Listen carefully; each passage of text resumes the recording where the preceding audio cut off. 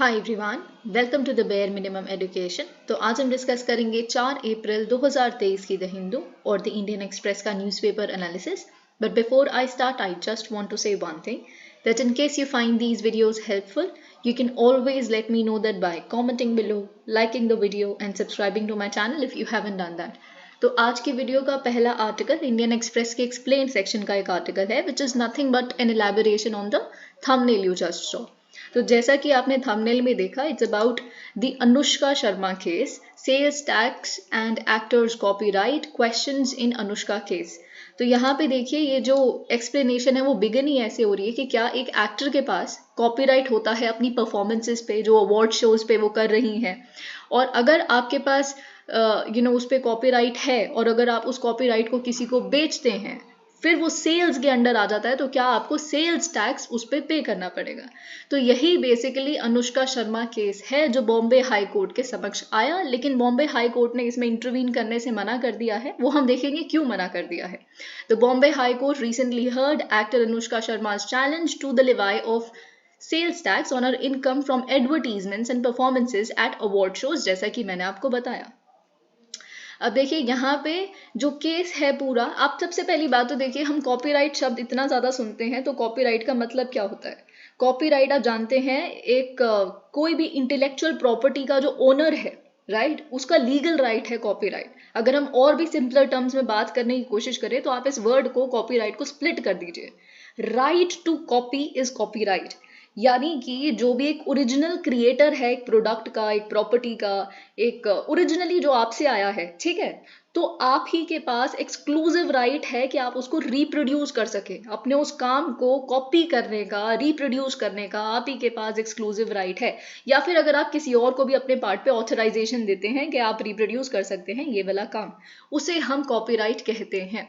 Okay, तो ये चीज यहाँ पे लिखी है। अब देखिए, जो क्वेश्चन है वो हमारे लिए एग्जाम के पर्सपेक्टिव से इंपॉर्टेंट क्या है। पहली बात तो आपको यहाँ पे पता होना चाहिए कि परफॉर्मर्स राइट्स क्या होते हैं, क्योंकि यहाँ पे अनुष्का शर्मा की जब हम आर्ग्यूमेंट सुनेंगे, पहले तो जो टैक्स लगा रहे हैं जो ऑफिशियल्स, उनका क्या कहना है वो हम देखेंगे। फिर जब हम अनुष्का शर्मा जी के आर्ग्यूमेंट्स को देखेंगे कि वो कह रही हैं मेरे परफॉर्मर्स राइट्स हैं, है ना। तो परफॉर्मर्स राइट क्या होते हैं, उससे रिलेटेड एक फुल फ्लेश्ड आप देख सकते हैं कि आपके प्रीलिम्स में क्वेश्चन आए, ठीक है, तो वो हम देखेंगे।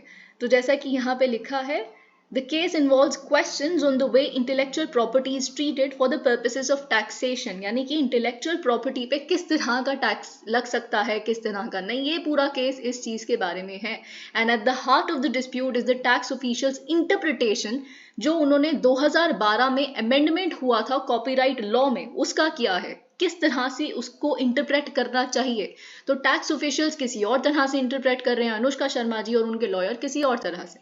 ओके, तो वही आपको अब यहाँ पे ये भी पता होना चाहिए परफॉर्मर्स राइट्स क्या होते हैं, साथ ही में कॉपीराइट लॉ में जो 2012 में अमेंडमेंट हुआ है, ऐसा क्या हुआ है उसमें, ठीक है। ये दो चीजें आई थिंक इस पूरे यहाँ पे एक्सप्लेनेशन का क्रक्स है, जो आपके लिए एग्जाम पर्सपेक्टिव से इंपॉर्टेंट है। सेल्स टैक्स डिमांड, अब देखिए ये तो काफी लॉजिकल है।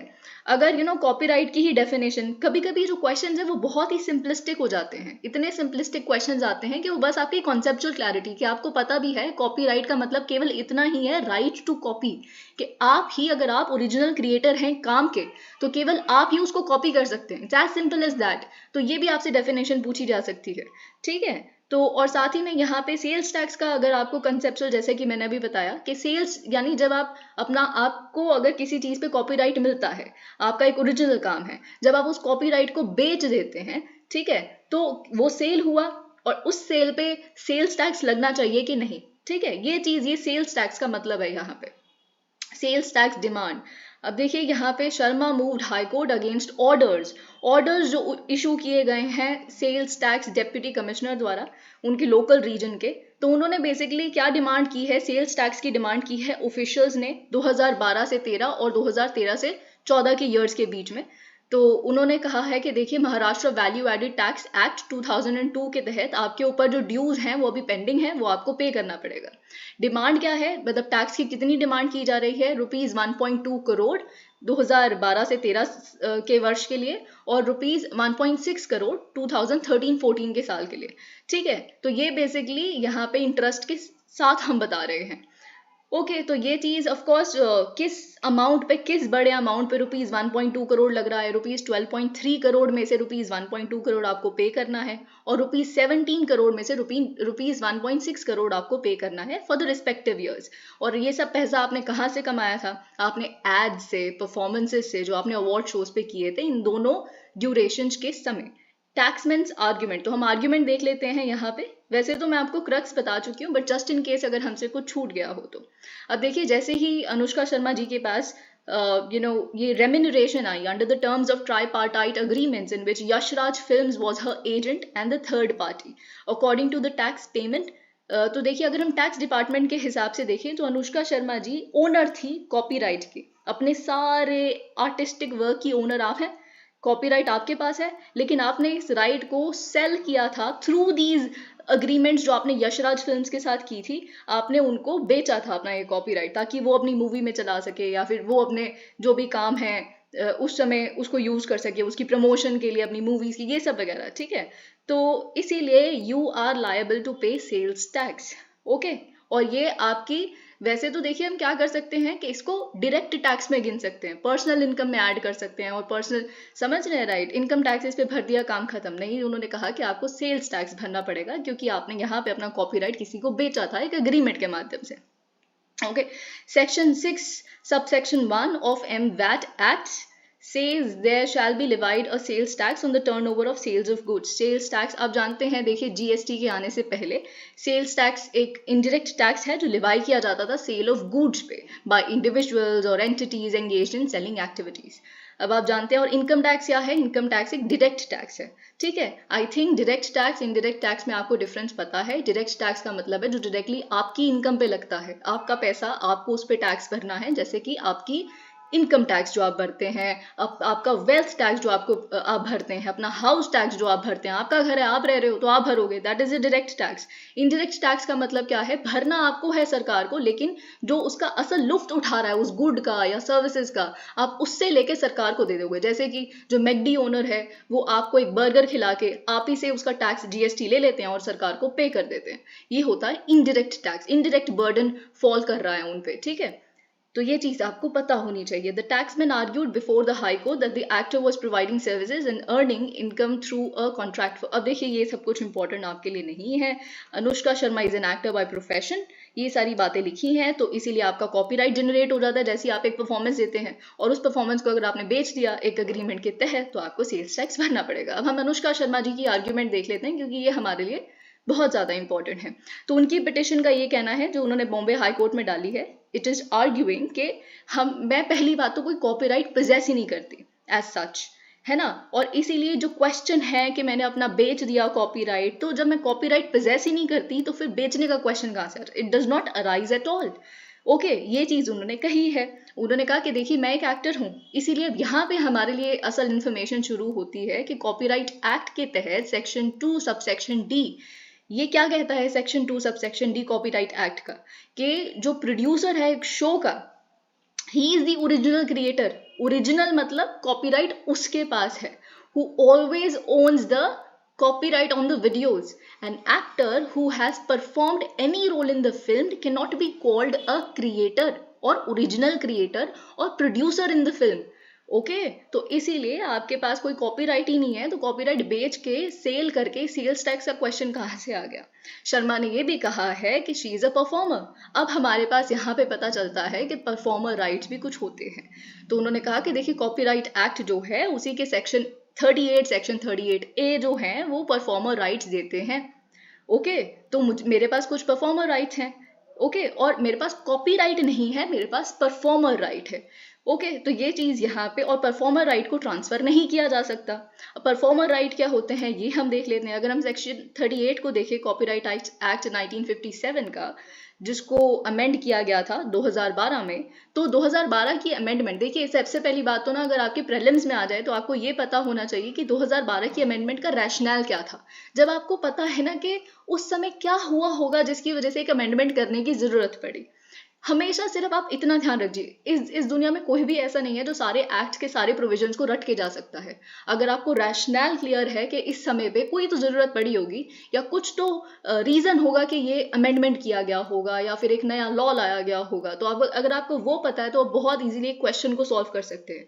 तो रैशनल सिर्फ यहाँ पे इतना था कि एक परफॉर्मर का, एक आर्टिस्ट का जो काम है उसको प्रिजर्व किया जाए। उसको प्रिजर्व कैसे किया जाए कि वो एक बस बीच में एक प्रोडक्ट बन के ना रह जाए, या फिर कि उसको खरीद लिया जाए, उसकी सर्विसेज को उसके एम्प्लॉयर द्वारा या फिर जो भी उससे फिल्म में काम करवा रहा है प्रोड्यूसर द्वारा, तो उसका काम उसका रहे। इन द सेंस परफॉर्मर का काम परफॉर्मर का रहे। तो हम देखते हैं ये परफॉर्मर राइट क्या होते हैं और डिफरेंस क्या है कॉपीराइट और परफॉर्मर्स राइट में।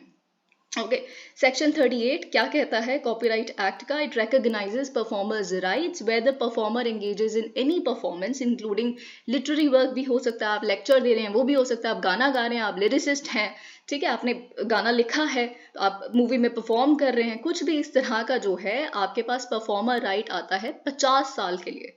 50 साल from the beginning of the calendar year. अब देखिए यहाँ पे पता नहीं क्या लिखा है, अगर मैं आपको सिंपल टर्म्स में बताऊं तो 50 साल ये कब से काउंट होते हैं, क्योंकि ये आपको पता होना चाहिए। 50 साल जिस साल में आपने एक परफॉर्मेंस की है, परफॉर्मेंस दी है, या फिर आपकी परफॉर्मेंस फिक्स की गई थी बेसिकली, जिस साल में, उस साल के एंड जब हो रहा है ना उस साल का, उससे बेसिकली 50 साल गिने जाते हैं। तो ये चीज आपको पता होनी चाहिए। It is calculated 50 years are calculated from the end of the year in which the performance was fixed or it took place। ठीक है, तो ये चीज आपको पता होनी चाहिए। So if the copyright of a song, अब देखिए अगर एक सॉन्ग है, ठीक है, और उसका जो कॉपीराइट है उसको लाइसेंस मिला हुआ है, यानी कि कॉपीराइटेड सॉन्ग है अगर एक, तो ना ही केवल उस सॉन्ग के प्रोड्यूसर बल्कि जो उसका सिंगर है, लिरिसिस्ट है, क्योंकि वो परफॉर्मर हो गया है ना, तो उसको भी रॉयल्टी में से कुछ शेयर मिलता रहेगा जब बेसिकली पूरे उस सॉन्ग की लाइफ के लिए। ठीक है, तो रॉयल्टी का शेयर बेसिकली क्या होता है कि डिस्ट्रीब्यूट होता है सिंगर के साथ भी, लिरिसिस्ट के साथ भी, अगर हम एक सॉन्ग की बात करें तो ये चीज आपको पता होनी चाहिए। कॉपीराइट किसके पास है? प्रोड्यूसर के पास है। लेकिन तो ये आपको मैं बेसिकली डिफरेंस बताने की बात कर रही हूँ। कॉपीराइट किसके पास है? प्रोड्यूसर के पास है। और अगर एक सॉन्ग कॉपीराइटेड है तो उससे जो रॉयल्टी जनरेट हो रही है बस वो शेयर होगी प्रोड्यूसर के साथ साथ सिंगर और लिरिसिस्ट के साथ भी, ताकि वो बस एक महज ऐसे ही जिनको आपने खरीदा गवाया और ऐसे वाले बन के ना रह जाए। ठीक है, importantly the rights under this provision can not be waived. तो वही चीज यहाँ पे आपके प्रीलिम्स के पर्सपेक्टिव से इंपॉर्टेंट हो जाती है कि जो परफॉर्मर्स राइट्स हैं इस प्रोविजन के तहत ये ना ही वेव किए जा सकते हैं, ना ही डाइल्यूट किए जा सकते कॉन्ट्रैक्ट के माध्यम से। और वही अनुष्का शर्मा जी कहने की कोशिश कर रही हैं कि performers rights cannot be transferred or sold through an agreement। Okay, ये इसीलिए किया गया था 2012 में, to protect the artist, to ensure that her work remained with her and production houses could not simply buy her out। High court decision ने, अब देखिए हम उस क्वेश्चन पे आ जाते हैं कि हाई कोर्ट ने इंटरवीन करने से मना क्यों कर दिया। हाई कोर्ट ने कहा कि देखिए हम मेरिट्स में नहीं जा सकते। मे बी आप सही कह रहे हैं, बिल्कुल अनुष्का शर्मा को उन्होंने कहा हम, लेकिन कुछ कह ही नहीं सकते। क्यों? क्योंकि बेसिकली आपके पास अपील का भी ऑप्शन है। यानी कि देखिए क्या होता है कि अभी हम एक और देखेंगे कंपटीशन एक्ट में, कंपटीशन अमेंडमेंट हुआ है ना, कंपटीशन अमेंडमेंट बिल जो 2023 का आया है, उसे हम डिस्कस करेंगे। It is a very important bill आपके मेंस के भी पर्सपेक्टिव से और आपके प्रीलिम्स के भी पर्सपेक्टिव से। ऑल्दो हम इस पे डिस्कशन एक बहुत पहले की वीडियो में कर चुके हैं, पर इट इज़ वेरी पर्टिनेंट, अब आज फिर से करेंगे और बहुत डिटेल में, क्योंकि अब पार्लियामेंट ने उसको पास कर दिया है। ठीक है, तो हम जब उसको डिस्कस करेंगे तब भी आप ये ध्यान दीजिएगा, और यहाँ पे भी कि जब आपको इस तरह के कॉपीराइट एक्ट या फिर कंपटीशन एक्ट, इस तरह की चीज़ों में जब आप पे कोई अगर क्लेम किया गया है या फिर कोई टैक्स का आपके पास नोटिस आ गया, तो आप उसको अपील कर सकते हैं एपेलेट बोर्ड के समक्ष। ठीक है, इंटेलेक्चुअल प्रॉपर्टी एपेलेट बोर्ड है कॉपीराइट्स के केस में, तो वहां पे आपको जाना चाहिए था। हाई कोर्ट ने ये कहा, हम तो है ही नहीं है, इसमें नहीं आते हम पहले कि आप सबसे पहले हमारे पास आ जाओ। तो क्योंकि आपके पास एक अपील का ऑप्शन था and you didn't cater to that, of course you cannot directly come to us। The taxman objected to Sharma's plea since she had an alternative efficacious remedy under the law MVAT act के तहत। However under the appeals process, लेकिन of course क्या होता है हर तरह के, आप competition में भी देखेंगे, कंपटीशन बिल में भी, और यहाँ पे भी देखेंगे कंपटीशन एक्ट में भी, और कॉपीराइट से रिलेटेड, इंटेलेक्चुअल प्रॉपर्टी से रिलेटेड भी, अगर आप ऐसा कोई डिस्प्यूट होता है तो अगर आपको उस पर अपील फाइल करनी है उसके खिलाफ जो भी आपसे टैक्स की डिमांड की जा रही है, उसका 10% आपको यहाँ पे अपील को दर्ज करने से पहले पे करना पड़ेगा। 10% ऑफ द टैक्स डिमांड जो आपसे ऑफिशियल्स कर रहे हैं, अगर आप if you want your appeal to be taken up. Okay, तो ये चीज अगर तो बाय चांस हाई कोर्ट इसको डायरेक्टली सुन लेता है इस केस को, तो ये जो 10% का अमाउंट अनुष्का शर्मा जी को पे करना पड़ेगा, टैक्स का 10% भी बहुत ज्यादा हो जाता है, 1.2 करोड़ 1.6 करोड़ का भी, तो वो उनके बच जाते, पर अनफॉर्चुनेटली ऐसा नहीं हुआ है। ओके, अब देखिए हमें, can countries be sued over climate change? I think this is a very very important question. ये आप अपने मेंस में भी देख सकते हैं, अपने प्रीलिम्स में भी देख सकते हैं। आई थिंक मेंस के पर्सपेक्टिव से ये बहुत ज़्यादा इंपॉर्टेंट है। ओके, तो आप जानते हैं, ऑल्दो हम बहुत ब्रीफली इसको डिस्कस कर चुके हैं एक एडिटोरियल के माध्यम से जो इंडियन एक्सप्रेस में आया था। तो हम बेसिकली ये जो देख रहे हैं ये संडे की न्यूज़पेपर में आया था and we couldn't cover it yesterday, so I think this is a very important article and we shouldn't be missing it. Okay, तो आप जानते हैं कि मार्च 29 को क्या हुआ है, यूनाइटेड नेशंस जनरल असेंबली ने एक रेजोल्यूशन को पास किया है। रेजोल्यूशन को पास क्यों किया है? क्योंकि इंटरनेशनल कोर्ट ऑफ जस्टिस से ये ओपिनियन मांगा गया है, एडवाइजरी ओपिनियन मांगा गया है कि आप प्लीज हमें बताइए कि कंट्रीज की क्या ऑब्लिगेशंस होती है क्लाइमेट चेंज रिडक्शन के प्रति। ओके, क्योंकि हम जानते हैं कि UNFCCC पे सब बहुत सारे टॉल प्रोमिसेस करते हैं, तो अगर उसको वो फुलफिल नहीं कर पा रहे तो क्या कुछ लीगल लायबिलिटी आती है, क्या होना चाहिए, क्या नहीं होना चाहिए, इस पे प्लीज आप कुछ क्लैरिटी लेके आइए, please enlighten us on that. ठीक है, जैसे कि क्या होता है, अगर मैं आपको यहाँ पे एनालॉजी दूं या फिर एक कंपैरिजन दूं, तो हमारे जो संविधान में भी एक ऐसा आर्टिकल है, तो वो आर्टिकल क्या कहता है कि अगर जो एग्जीक्यूटिव है, ये सारे जो देश हैं जिन्होंने ये रेजोल्यूशन पास किया वो एग्जीक्यूटिव कैपेसिटी में ही काम कर रहे हैं, लीगल एक्सपर्ट्स तो है नहीं या फिर क्लाइमेट एक्सपर्ट्स तो है नहीं। तो वैसे ही जब हमारे इंडिया के केस में अगर हम देखें, तो अगर आपको एग्जीक्यूटिव को यानी कि प्रेसिडेंट को अगर किसी भी फैक्ट पे, किसी लॉ पे, किसी इंटरप्रिटेशन पे संविधान के एक लीगल ओपिनियन चाहिए, एडवाइजरी ओपिनियन चाहिए, तो वो सुप्रीम कोर्ट को रेफर कर सकते हैं, एडवाइजरी ओपिनियन मांग सकते हैं। एग्जैक्टली उसी तरह यहाँ पे यूनाइटेड नेशंस जनरल असेंबली भी एडवाइजरी ओपिनियन मांग सकती है। कहाँ से? ICJ से, इंटरनेशनल कोर्ट ऑफ जस्टिस से। ठीक है, तो क्योंकि वो इस दुनिया के सबसे ज्यादा जो दिग्गज लॉयर्स, लीगल एक्सपर्ट्स, जजेस वहां बैठे हैं। Okay, what made it particularly important was the resolution. अब आप जानते हैं इस रेजोल्यूशन को कंसेंसस के माध्यम से पास किया गया है, इसीलिए ये और भी ज्यादा एक रेयर एग्जाम्पल है। ओके, और इससे भी ज्यादा इंपॉर्टेंट क्या है कि इस रेजोल्यूशन को लेके कौन आया था? One of the smallest countries in the world, the Pacific island of Vanuatu. ठीक है, एक आइलैंड है जो आप जानते हैं जिसे 2015 में डेवस्टेट कर दिया था एक साइक्लोन ने, साइक्लोन पाम ने। ठीक है, तो आप समझ सकते हैं कि स्मॉल आइलैंड डेवलपिंग स्टेट्स जो हैं, जिसे हम सिड्स कहते हैं, उनका कितना बड़ा स्टेक है क्लाइमेट चेंज जैसी चीज़ों में, फिनोमिनन में। तो ऑफ कोर्स जिनका सबसे ज़्यादा स्टेक है, सबसे ज़्यादा वरिड भी वही होंगे। और इस तरह के लीगल ऑब्लिगेशन क्या हैं अगर कोई क्लाइमेट चेंज रेपरेशन नहीं करता, ये सब क्वेश्चंस भी उन्हीं से आने स्वाभाविक हैं। ओके, लेकिन सबसे बड़ी बात है कि एक छोटी सी कंट्री ने ये लेके आए वो रेजोल्यूशन और उसको यूनानिमसली पास किया गया ऑलमोस्ट। तो ये दिखाता है कि कोई भी कंट्री छोटी बड़ी नहीं है, सबका क्लाइमेट क्राइसिस के ऊपर तो एक कंसेंसस है, ये हमें पता चलता है। और तो सबके जो व्यूज हैं, स्टैंड पॉइंट्स हैं, थोड़े थोड़े डिफरेंट हो सकते हैं, but everybody sort of has a consensus on the thing called climate crisis. Okay, तो ये चीज हमें पता है। अब देखिए जो साइक्लोन पाम आया था वनुआटू में, तो हमने वहां पे देखा था 95% of its crops had gotten wiped out, है ना। तो यहाँ पे हमें ये देखा था 2/3 of it population was affected. तो इसीलिए आप समझ सकते हैं कि इन तरह की कंट्रीज के स्टेक्स कितने हाई हैं।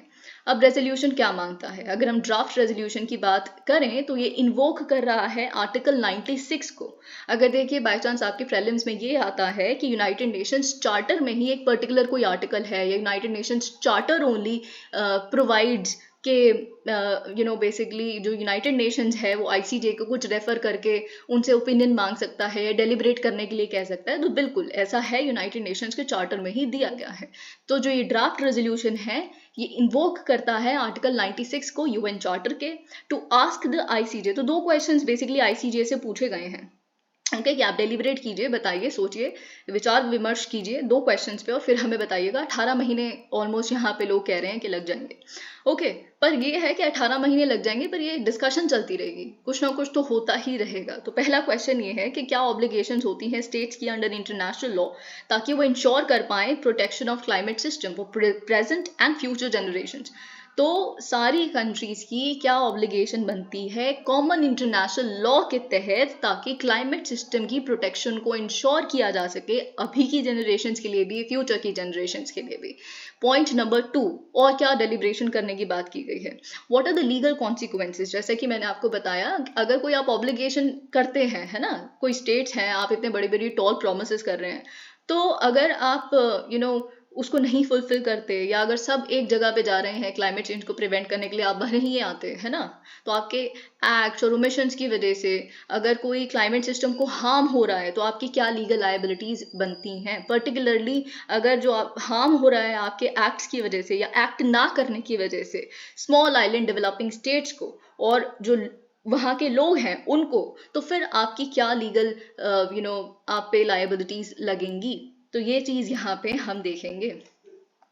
The resolution refers to several, of course ये तो चीज़ हमें पता ही है कि रेजोल्यूशन रेफर करता है बहुत सारे इंटरनेशनल प्रोटोकॉल्स को, जैसे पेरिस एग्रीमेंट 2015 जो 1.5 डिग्री सेल्सियस तक कहता है कि डिजायरेबल है 1.5 डिग्री सेल्सियस से ज़्यादा वार्मिंग ना हो, पर 2 डिग्री सेल्सियस तक हमें पता है कि पेरिस एग्रीमेंट कहता है कि हमें वहाँ तक तो एटलीस्ट स्टॉप करना ही है। वर्स्ट केस सिनेरियो में एटलीस्ट वहाँ तो हम उसको स्टॉप लगा ही दें, ठीक है। अनक्लॉज को भी ये इन्वोक करता है, और in fact United Nations declaration of human rights को भी, क्योंकि कहीं ना कहीं जो क्लाइमेट राइट्स हैं वो ह्यूमन राइट्स भी हैं। क्योंकि अगर क्लाइमेट क्राइसिस होता है तो खुद सोचिए आप, कितने सारे क्लाइमेट रिफ्यूजीज या फिर इन्वायरमेंटल रिफ्यूजीज भी आ जाएंगे, तो उन बेचारों की क्या गलती है अगर वो कहीं ऐसी जगह पे रह रहे हैं which is on the verge of submergence, जैसे मॉलडीव्स या इस तरह के देश, ठीक है।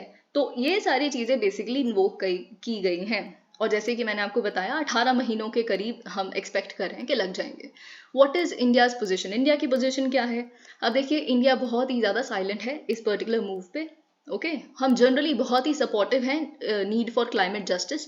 आप जानते हैं हम बार बार बहुत बढ़ चढ़ के पिछले कुछ समय से कह रहे हैं कि क्लाइमेट जस्टिस, आपने कोपेनहेगन पे $100 बिलियन को प्रॉमिस किया था डेवलप्ड नेशंस को, अभी तक नहीं किया। और जो नॉर्थ साउथ डिवाइड है, जो इस तरह के इन्वायरमेंटल फोरम या इंटरनेशनल फोरम्स में, उसको जो लीड करता है साउथ ग्रुप को, साउथ ब्लॉक को, वो हम कर रहे हैं। तो usually we have been very proactive and vocal about climate justice and all of that, पर अभी यहाँ पे हम साइलेंट क्यों हैं, है ना। तो वैसे तो हम चाहते हैं कि डेवलप्ड वर्ल्ड को अकाउंटेबल होल्ड किया जाए ग्लोबल वार्मिंग के लिए, क्योंकि हमने किसी ने भी ग्लोबल वार्मिंग नहीं की है। ये सारे जब से इंडस्ट्रियल रेवोल्यूशन और इतने सालों से डेवलप कर रहे हैं, और हम अब थोड़ा सा डेवलप करने की शायद हम सब की बारी आई है, तो हम पे इतने सारे बर्डन्स आ गए हैं कि इन्वायरमेंट क्राइसिस, दिस दैट, हम आपसे इम्पोर्ट नहीं करेंगे अगर आप सीमेंट टैक्स नहीं लगा रहे होंगे, हम आपसे इम्पोर्ट नहीं करेंगे अगर वो जो इन्वायरमेंट को कोई हार्म हुआ होगा आपके प्रोडक्ट्स के बनने में। तो इस तरह की जो नॉन टैरिफ बैरियर्स हम पे लगाए जा रहे हैं, ये सब आप हमारे स्टैंड्स के बारे में जानते हैं। अब देखिए, यहाँ पे जो रेजोल्यूशन अडॉप्ट किया गया है, तो हमारी सरकार ने, हमारे ही डोमेस्टिक स्फीयर में कह रहे हैं, हमारी सरकार ने, ऐसा द हिंदू को पता चला है कि ये रेजोल्यूशन को लीगल अथॉरिटीज को रेफर किया है। क्योंकि ऑफ कोर्स जो हमारी एग्जीक्यूटिव है, जैसे कि किसी भी एग्जीक्यूटिव को नहीं पता होता, सब सारी तरह की पढ़ाई करके नहीं आए हैं, तो उन्होंने लीगल अथॉरिटीज को रेफर किया है हमारी ही कंट्री में, ठीक है। तो हमने पूछा है कि रेजोल्यूशन ये जो UNGA का अडॉप्ट हुआ है, अगर इट कम्स इनटू फोर्स या जो भी कुछ इसका होता है, तो इसकी इंप्लीकेशंस क्या होंगे, या इंटरनेशनल रेमिफिकेशंस क्या होंगे, ICJ के ओपिनियन के, जो भी उनका ओपिनियन आएगा उसके इंटरनेशनल रेमिफिकेशंस प्रॉबेबल क्या हो सकते हैं हमारे लिए, हमारे नेशनल इंटरेस्ट के लिए, हमारी ग्रोथ के लिए, हमें किस तरह से पहले ही उसके लिए रेडी रहना चाहिए, या व्हाट ऑल, ठीक है, ताकि हम पहले ही लीडरशिप ले लें सारी चीज़ों की। Okay, India has updated its, और आप जानते हैं ऐसा नहीं है कि India has been shirking from its commitments, और हम तो इनफैक्ट बहुत सारे डेवलप्ड नेशन से बहुत ही ज़्यादा बेहतर परफॉर्म कर रहे हैं। हमें अपनी रिस्पॉन्सिबिलिटीज़ लेना आता है, उन्हें फुलफिल भी करना आता है। तो आप जानते हैं कि हमने रिसेंटली अपना NDC यानी कि नेशनली डिटरमाइंड कॉन्ट्रीब्यूशन को अपग्रेड भी किया है, आप जानते हैं, ठीक है। तो as required by 2015 Paris agreement, जो ये NDC आपको 2015 पेरिस एग्रीमेंट के तहत पहले एस्टैब्लिश करनी होती है, फिर उसे अपग्रेड भी करना होता है टाइम टू टाइम। ओके तो और हमने ये भी कहा है कि हम बिल्कुल अपने पाथ पे हैं, हम अपनी हाफ ऑफ इलेक्ट्रिसिटी या हाफ ऑफ एनर्जी जो आ रही है वो रिन्यूएबल रिसोर्सेज से लाएंगे by 2030। Do not worry about it. पहले हमने 40% के अराउंड कहा था, अब हमने कहा है कि हम 50%, which is huge. Definitely it's a remarkable commitment, okay और हम ऐसा नहीं है कि ये बस हम टॉल क्लेम्स कर रहे हैं और हम कर नहीं सकते, we are on the way और बिल्कुल हम इसको भी सरपास कर जाएंगे. However it is significant that India did not join the overwhelming. लेकिन ऑफ कोर्स आपके लिए ये बात जानना बहुत जरूरी है कि हमने जिस ओवरवेलमिंग मेजोरिटी से इस रेजोल्यूशन को, ड्राफ्ट रेजोल्यूशन को बेसिकली जैसे हमने को स्पॉन्सरिंग देखी इसकी, हमने उसको ज्वाइन नहीं किया था. It is significant that India did not join the overwhelming majority of countries that co-sponsored the draft resolution. We didn't co-sponsor the particular resolution in the question here. अगर हम अपने neighborhood में देखें तो आसपास co-sponsors हमें बहुत सारे मिल जाएंगे. बांग्लादेश, मॉलडीव्स के तो स्टेक्स भी बहुत सारे हैं, श्रीलंका के भी स्टेक्स हैं. तो मॉलडीव्स, श्रीलंका, नेपाल, बांग्लादेश है ना, और बहुत सारे इंडियन ओशन रीजन के जो आइलैंड कंट्रीज हैं वो भी है हमारे नेबरहुड में. और हम बेसिकली देख रहे हैं, हमें सबसे ज़्यादा इंटरेस्ट ये देखने में है कि यूएस और चाइना वो कैसे रिस्पॉन्ड करते हैं इस रेजोल्यूशन के प्रति.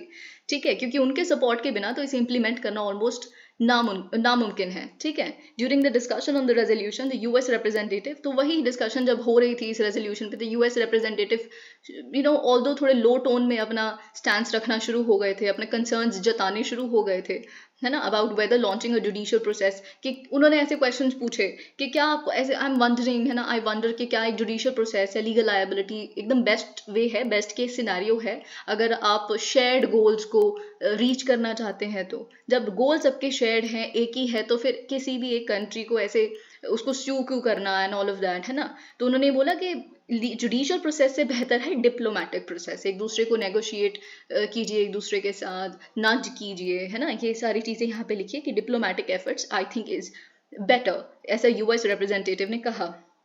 अगर हम देखें इंडियन ऑफिशियल्स के बारे में, have also said that ICJ process can only speak about climate change issues and problems broadly and that it can not. अब देखिए ये बात हमें पता है कि आईसीजे का ओपिनियन जो भी आएगा वो जेनरिक इन नेचर हो, एंड डेफिनेटली किसी एक पर्टिकुलर कंट्री को उठा के यूएस का नाम या चाइना का नाम या इंडिया का नाम, ऐसे किसी का भी नाम उसमें नहीं लिया जाएगा. बस एक जेनरिक वे में बोला जाएगा कि ऐसा होना चाहिए, ये एक शेयर्ड गोल है, सस्टेनेबल डेवलपमेंट गोल के लिए भी बेहतर है, एंड ऑल ऑफ दैट. ये सब कुछ हम देखेंगे.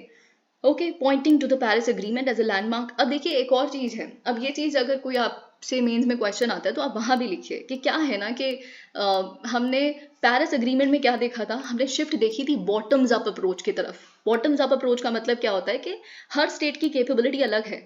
सारी स्टेट इतनी कैपेबल नहीं है कि क्लाइमेट क्राइसिस को सेम गति पे फाइट कर सकें, क्योंकि सबके रिसोर्सेज, फिनेंशियल कंडीशन, सिचुएशन ये बहुत वेरी करती है.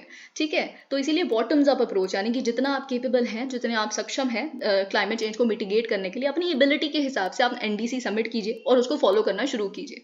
यही था. लेकिन अभी क्या होगा, आईसीजे अगर कोई बहुत कॉन्क्रीट कोई ओपिनियन दे देती है अपनी, तो टॉप डाउन मैनर फिर से आ जाएगा और इसको रेजिस्ट डेफिनेटली किया जाएगा.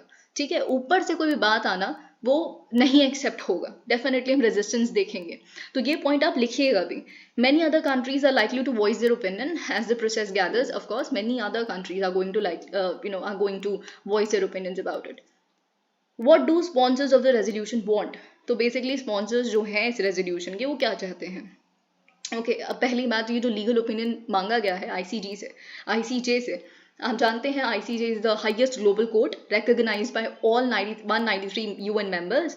ओके, ये सारी चीज़ें यहाँ लिखी है. Is expected to bolster the efforts under the UNFCCC to ensure all countries work together. वही देखिए, जो भी ओपिनियन आएगा ना, वो ओपिनियन बस ये आएगा कि सारी कंट्रीज को इकट्ठे मिलके 1.5 डिग्री या 2 डिग्री सेल्सियस की जो लिमिट है उसको केटर करने की बात करनी चाहिए, and all of that. Ramp up कर लीजिए अपने एफर्ट्स को, या आईपीसीसी ने जो रिपोर्ट निकाली है उसको थोड़ा बहुत रेफर कर देंगे, क्योंकि और कहाँ से उनको मिलेगा डेटा, खुद तो जाके फील्ड सर्वे करना नहीं शुरू हो जाएंगे. तो ये सारी बातें आईपीसीसी की रिपोर्ट, सिक्स्थ सिंथेसिस रिपोर्ट को या सिक्स्थ असेसमेंट रिपोर्ट को कर लेंगे थोड़ा सा रेफर, है ना.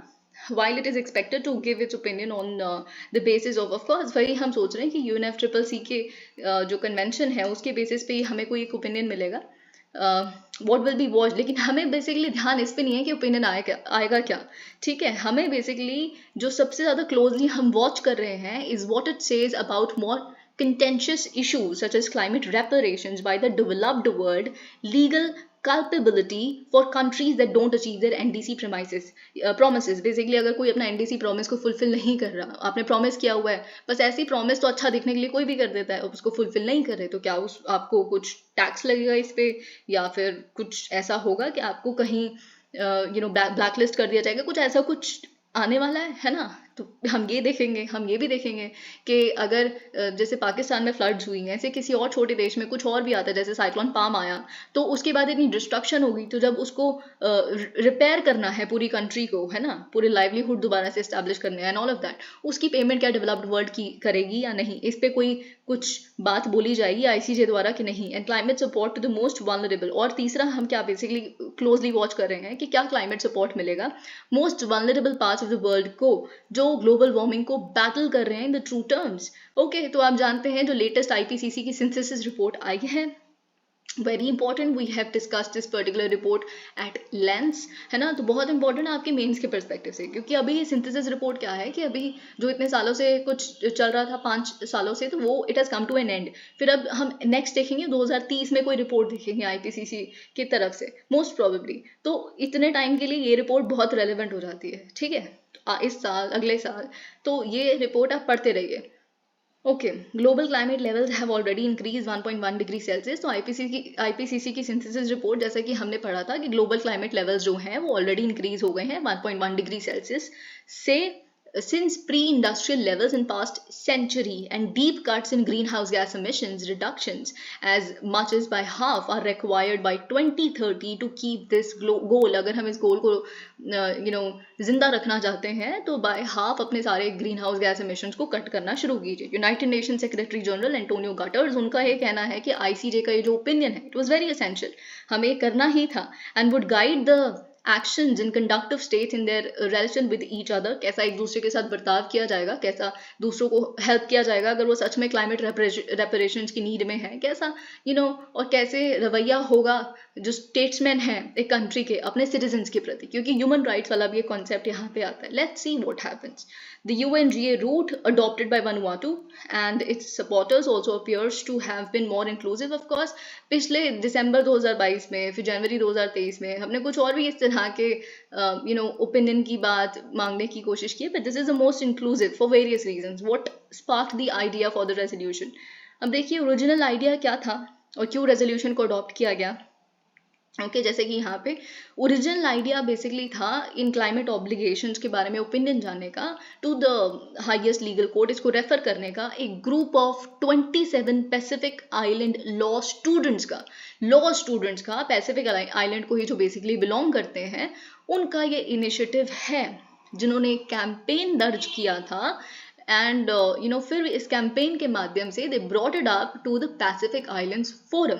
2019 से लेके अभी तक वनुआटू की जो सरकार है, with the support of an 18 member core group of countries, they have been promoting this idea के एडवाइजरी ओपिनियन आईसीजे का लेना चाहिए। तो 2019 से देखिए अब जाके ये साझा हो पाया है।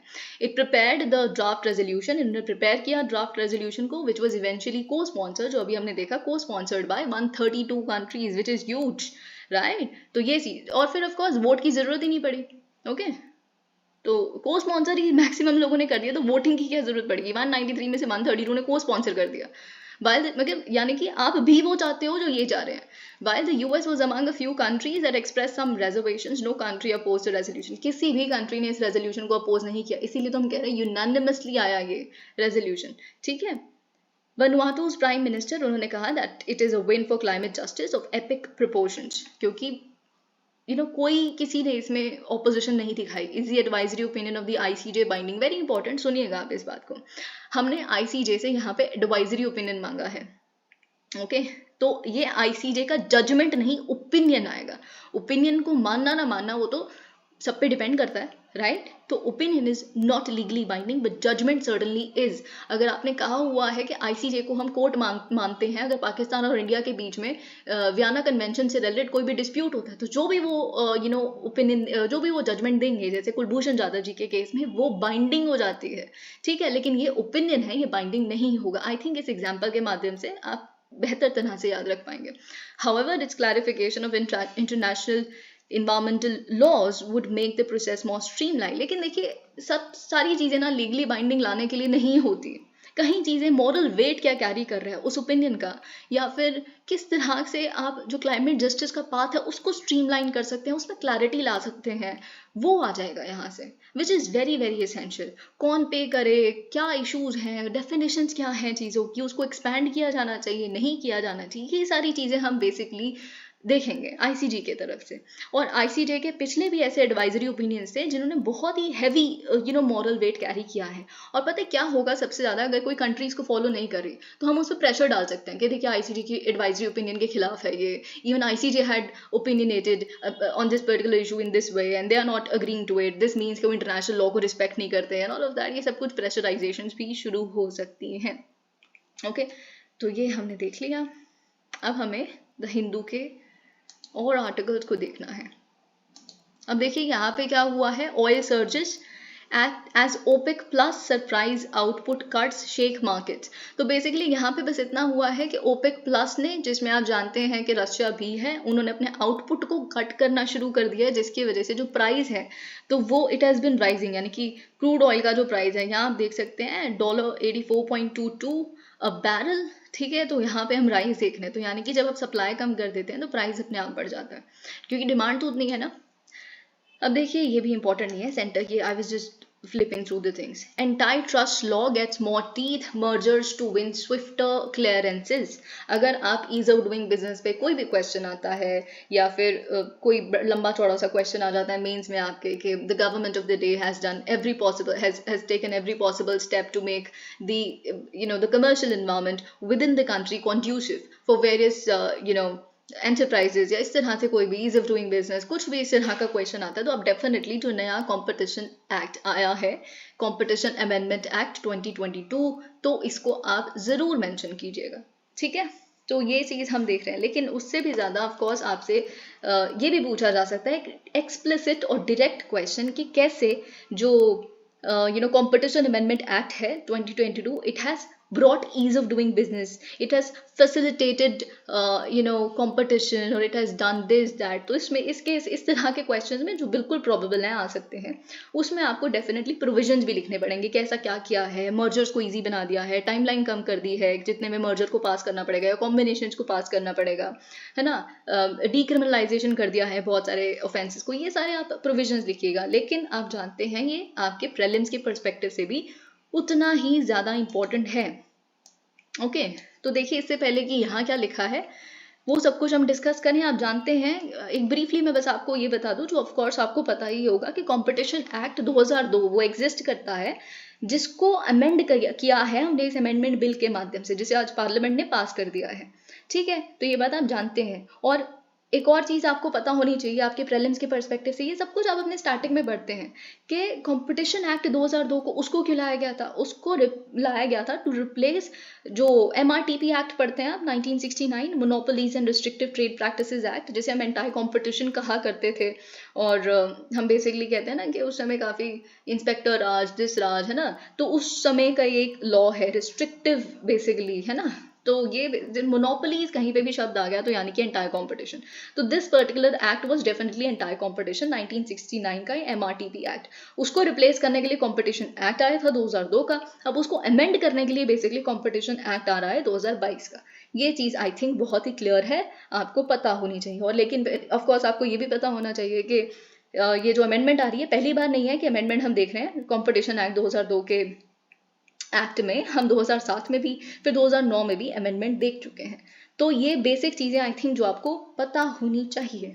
ओके, अब हम देखें अगर कि जो कंपटीशन कमीशन ऑफ इंडिया ये एस्टैब्लिश किया था कंपटीशन एक्ट 2002 ने, कंपटीशन कमीशन ऑफ इंडिया पे भी क्वेश्चन आ सकता है। ठीक है, ये तो ऑफ कोर्स आपको पता ही होना चाहिए। This is the chief national competition regulator in India, statutory body है, क्योंकि कंपटीशन जो कंपटीशन एक्ट से आ रही है ऑफ कोर्स स्टैट्यूटरी होगी, किसके तहत आती है, मिनिस्ट्री ऑफ कॉर्पोरेट अफेयर्स के तहत आती है। ये सब कुछ बहुत ही चीज़ें ऐसी हैं जो आपको पता है। 2003 में एस्टैब्लिश किया गया था, 2002 में तो लॉ ही आया था।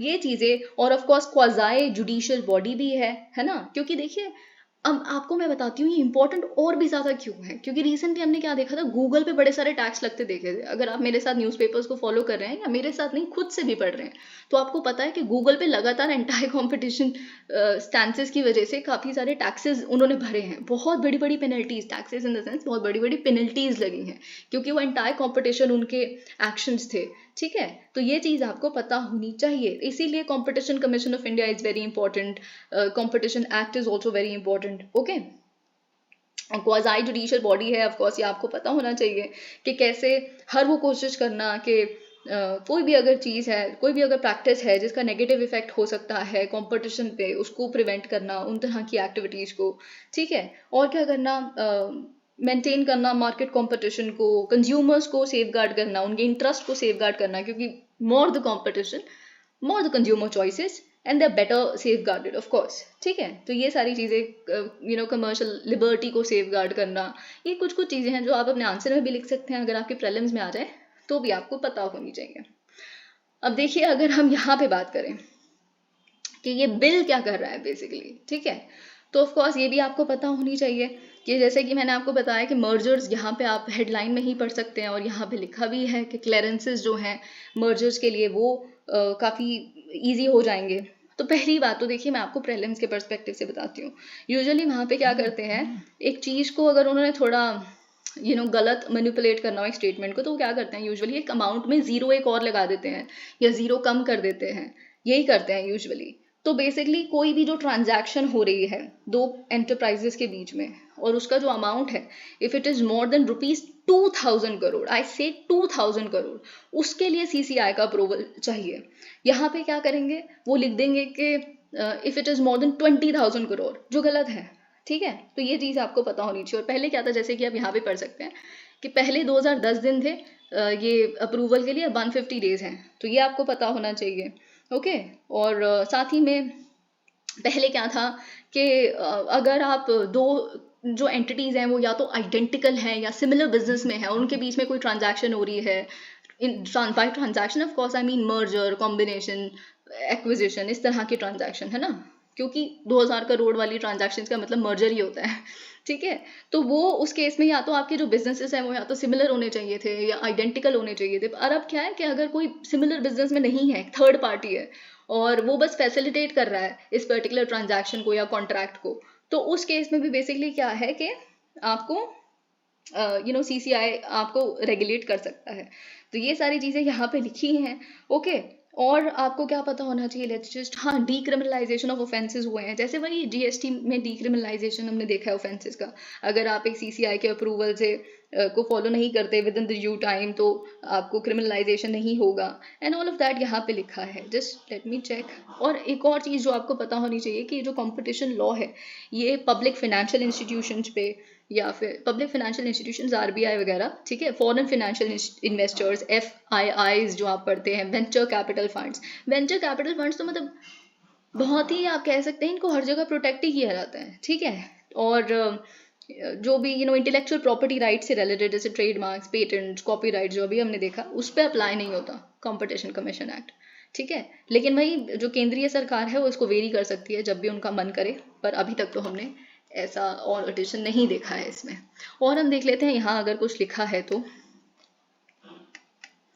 Parliament cleared the Competition Amendment Bill 2023 on Monday, paving the way for government to enact some specific changes to the country's antitrust regime. Okay, the law also mandates the firms penalized by the firms. Okay, देखिए यहाँ पे लिखा है penalize by the competition commission of India must fork out at least, अगर आप पे कोई penalised है या फिर आपसे टैक्स की डिमांड की गई है या आप पे कोई पेनल्टी लगी है, तो अगर आपको उसके खिलाफ एक अपील फाइल करनी है एपेलेट ट्राइब्यूनल पे, है ना, तो फिर आपको 25%, वहाँ पे हमने क्या देखा था 10%, 25% जो आपसे टैक्स की या पेनल्टी की डिमांड की गई है वो अपील के लिए आपको पहले भरनी पड़ेगी। तो इट्स क्वाइट हेफ्टी, ठीक है। तो डेफिनेशन ऑफ टर्नओवर, जो टर्नओवर की डेफिनेशन है उसको भी एक्सपैंड कर दिया गया है, ओके। It's enlarge. टर्नओवर का मतलब है कंपनी की टर्नओवर, ग्लोबल टर्नओवर, जो भी प्रोडक्ट्स एंड सर्विसेज हैं ऑफ अ कॉन्ट्रवीनिंग एंटरप्राइज, बाहर है इधर है जैसे भी, ठीक है। तो वो सब कुछ अब आता है इसमें।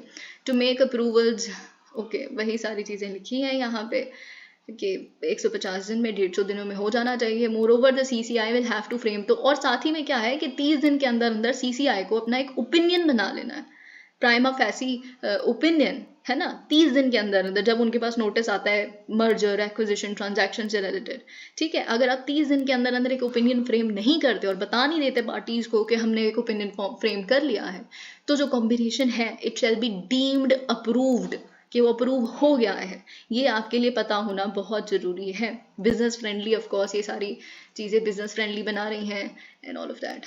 China plans to rename 11 places in Arunachal. Of course, this is very much a triggering thing, a triggering event. और ये सब कुछ का कॉन्टेक्स्ट या बैकग्राउंड क्या है आप जानते हैं कि भूटान के केस में क्या हो रहा है. भूटान और चाइना की हम देख रहे हैं कि बॉर्डर टॉक्स, डिमार्केशन, फिर उनके पीएम क्या कह रहे हैं, फिर भूटान के किंग दिल्ली में आए हुए हैं और उनके साथ हम बातचीत करना चाहते हैं कि ज़्यादा तेज़ी से अपनी बॉर्डर टॉक्स मत बढ़ाइए एंड ऑल ऑफ दैट. उसके बैकग्राउंड में ये सब कुछ हम देख रहे हैं. और रिसेंटली हमने तवांग क्राइसिस देखा था, LAC क्राइसिस तो चल ही रहा है. तो अब हम क्या देख रहे हैं, in its latest attempt to lay claim to areas inside Indian territory, Chinese government has announced कि हम standardize करेंगे names of 11 places in Arunachal Pradesh, जिसको वो अपना मानते हैं, पूरे अरुणाचल प्रदेश को almost. ठीक है, तो 11 places की उन्होंने लिस्ट निकाली है with a map that shows parts of Arunachal Pradesh inside the southern Tibet region which China refers to as Zangnan. ठीक है, जांगनान का पार्ट दिखाते हुए तिब्बत के उन्होंने 11 प्लेसेस को मेंशन किया है. ओके, तो जो ईटानगर है उसके पास के एरियाज भी आप देख रहे हैं इसमें मेंशन्ड है. सूरत कोर्ट ने ग्रांट की है bail to Rahul suspends sentence. आप जानते हैं कि एक और चीज़ आपके बहुत ही यहाँ पे हम थोड़ा स्टैटिक से शुरू करते हैं या बेस से. यहाँ पे मिस्टर राहुल गांधी को जो कन्विक्शन आई थी उनकी, वो चीफ जुडिशियल मैजिस्ट्रेट से आई थी. ठीक है, चीफ जुडिशियल मैजिस्ट्रेट के ऊपर मैंने आपको बताया था उनको पहले सेशंस कोर्ट के पास जाना है. सेशंस कोर्ट वो जो क्रिमिनल केसेस के साथ डील करते हैं, और राहुल गांधी जी के ऊपर एक क्रिमिनल केस लगा है, ना कि सिविल केस. सिविल केसेस के केस में हम डिस्ट्रिक्ट जज कह देते हैं, डिस्ट्रिक्ट कोर्ट कह देते हैं कोर्ट को. तो इनका सेशंस, जैसे कि मैंने बताया, चीफ जुडिशियल मैजिस्ट्रेट का जो ऑर्डर आया, फिर उसके बाद उनको ऊपर कहाँ गए हैं, वो सेशंस कोर्ट. सेशंस कोर्ट के ऊपर हाई कोर्ट है, हाई कोर्ट के बाद सुप्रीम कोर्ट है.